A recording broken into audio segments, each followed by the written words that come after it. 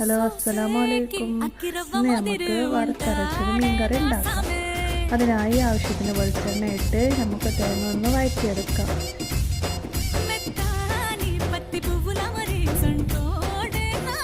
തേങ്ങയിൽ കറിവേപ്പില ഉപയോഗിക്കൂട്ടോ. എൻ്റെ അടുത്ത് കറിവേപ്പില ഇല്ലാത്തതുകൊണ്ട് ഞാൻ ഇട്ടിട്ടില്ല. അതിനുശേഷം മാറ്റി വെച്ചിട്ട് ഒന്ന് ചൂടാറാൻ വെക്കുക. എന്നിട്ട് തക്കാളി, വെല്ലുള്ളിൻ്റെ ഒരു പകുതി കണ്ടേ ഞാൻ എടുത്തിട്ടുള്ളൂ. പച്ചമുളക് 2 എണ്ണം എടുത്ത് നമുക്കതൊന്ന് വഴറ്റാം.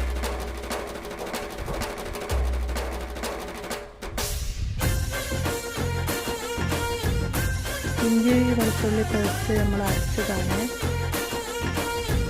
ആവശ്യത്തിന് മല്ലിപ്പൊടി, മുളകും പൊടി, മല്ലിപ്പൊടി 2 ടേബിൾ സ്പൂണാണ്. 2 ഗ്ലാസ് വെള്ളം ഒഴിച്ചതിന് ശേഷം തേങ്ങ കൂടി പാർന്ന ശേഷം നമുക്ക് മീൻ ഇട്ടുകൊണ്ട് നമ്മുടെ മീൻ